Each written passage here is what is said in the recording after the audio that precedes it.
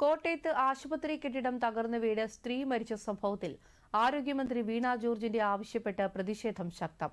പ്രതിഷേധവുമായി പ്രതിപക്ഷ യുവജന സംഘടനകളും ആശാപ്രവർത്തകരും തെരുവിലിറങ്ങി. പലയിടത്തും സംഘർഷവുമുണ്ടായി.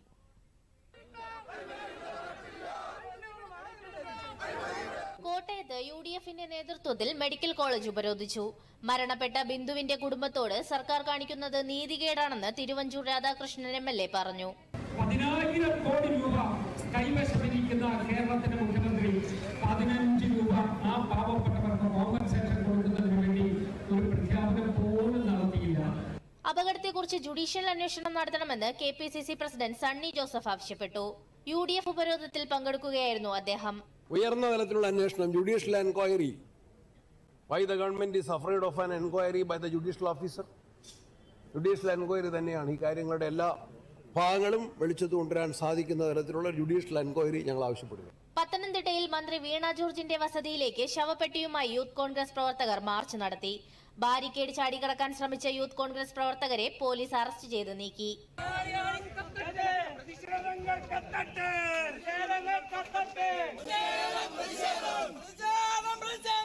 BJPയുടെ നേതൃത്വത്തിലും സംസ്ഥാന വ്യാപക പ്രതിഷേധം നടന്നു.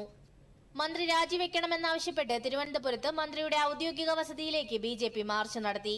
BJP നേതാവ് V മുരളീധരൻ മാർച്ച് ഉദ്ഘാടനം ചെയ്തു. സംസ്ഥാനത്തെ ആരോഗ്യവകുപ്പിന് കപ്പിത്താനില്ലാത്ത അവസ്ഥയാണെന്ന് അദ്ദേഹം പറഞ്ഞു.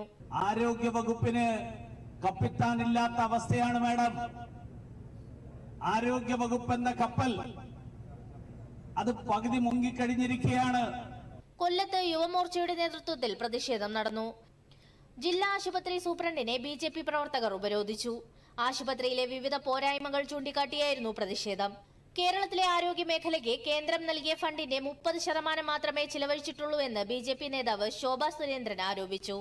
കോട്ടയം മെഡിക്കൽ കോളേജിലേക്ക് നടത്തിയ BJP പ്രതിഷേധ മാർച്ച് ഉദ്ഘാടനം ചെയ്യുകയായിരുന്നു അവർ. 2022-23 കേന്ദ്ര സർക്കാർ നൽകിയിട്ടുള്ള പണത്തിന്റെ 30% ചെലവഴിച്ചിട്ടുള്ളൂ. കാണ്ടാമൃഗത്തിന്റെ തൊലിക്കട്ടിയാണ് വീണയ്ക്ക്. ഒരമ്മയുടെ ഹൃദയമുണ്ടായിരുന്നുവെങ്കിൽ ഇന്നലെ രാജിവെക്കുമായിരുന്നു. എന്നിട്ട് പറയും, ഇത് നല്ലോണം നടത്തിക്കൊണ്ടുപോകാൻ പറ്റുന്നവർക്ക് ഈ പണി ഏൽപ്പിച്ചു കൊടുക്കാൻ പറയുമായിരുന്നു. പറഞ്ഞില്ല. പത്തനംതിട്ടയിൽ BJP പ്രവർത്തകർ മന്ത്രിയുടെ ഓഫീസിലേക്ക് മാർച്ച് നടത്തി. സെന്റ് പീറ്റേഴ്സ് ജംഗ്ഷനിൽ നിന്നും ആരംഭിച്ച മാർച്ച് മന്ത്രിയുടെ ഓഫീസിന് സമീപം പോലീസ് തടഞ്ഞു.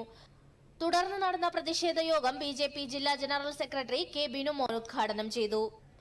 ആരോഗ്യമന്ത്രിക്കെതിരെ പ്രതിഷേധവുമായി ആശാപ്രവർത്തകരും അണിനിരന്നു. വീണ ജോർജിന്റെ കോലം കത്തിച്ച ആശാപ്രവർത്തകർ പ്രതിഷേധ നാടകവും അവതരിപ്പിച്ചു. News desk, Doordarshan.